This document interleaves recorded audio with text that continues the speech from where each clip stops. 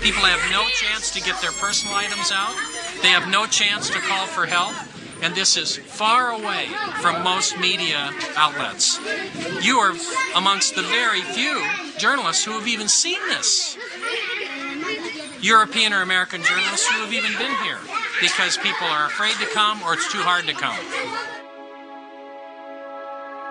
And one of the things we were told in Gaza by a very respected Palestinian psychologist who had just completed a study of 1,000 Palestinian children was that they had discovered that many of these Palestinian children no longer had a will to live, that they were so dehumanized and so affected by seeing their fathers particularly beaten by Israeli defense forces, that the psychological condition is one of the dimensions of the conflict that is not widely understood.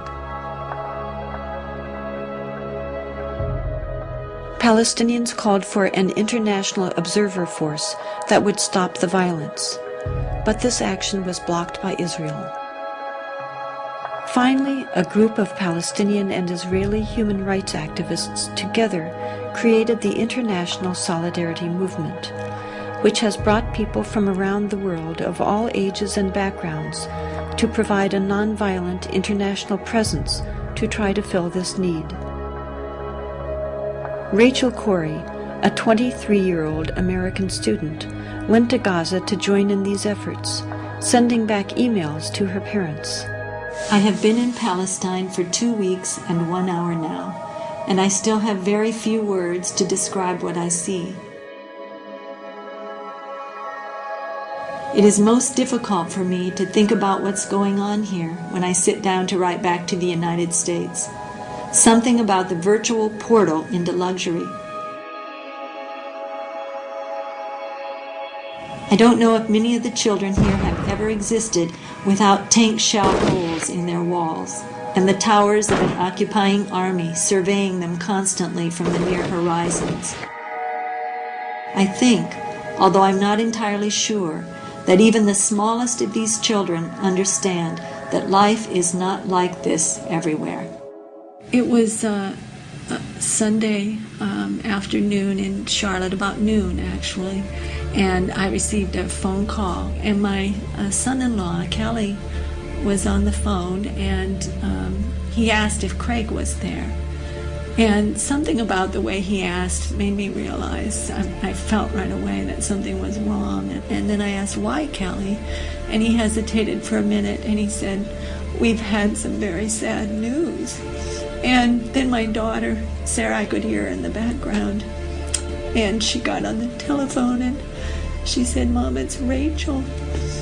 And I think the first words out of my mouth then were, is she dead?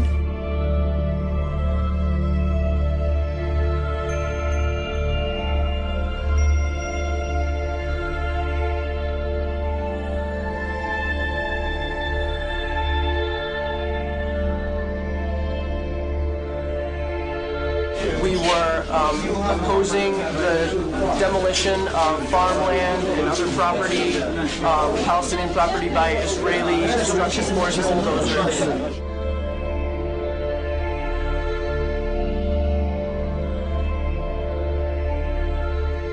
And the bulldozer drove up, and it kept going, and she tried to move back, but she couldn't move back, and she got caught underneath. She got caught underneath the bulldozer.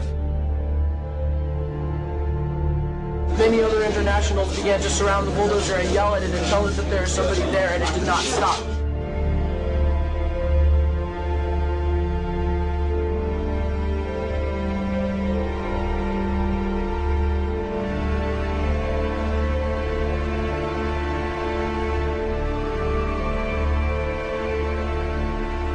Where Rachel was killed, she was protecting a doctor's home. And that's important to realize. And the 3 children, his wife, she knew that family, and that doctor felt that Rachel was like a daughter to him. He bought that house. It was in the middle of the neighborhood. There were other rows of houses between his house and the border. Those other homes, those other streets were all destroyed, and now it was history. And I've had people say, well, she was in a war zone. And Cindy points out that war zone is people's neighborhoods. Those are children. I'm here for other children. I'm here because I care. I'm here because children everywhere are suffering, and because 40,000 people die each day from hunger. I'm here because those people are mostly children. We have got to understand that the poor are all around us and we're ignoring them. We have got to understand that these deaths are preventable. We have got to understand that people in third world countries think and care and smile and cry just like us. We have got to understand that they are us. We are them. My dream is to stop hunger by the year 2000. My dream is to give the poor a chance. My dream is to save the 40,000 people who die each day.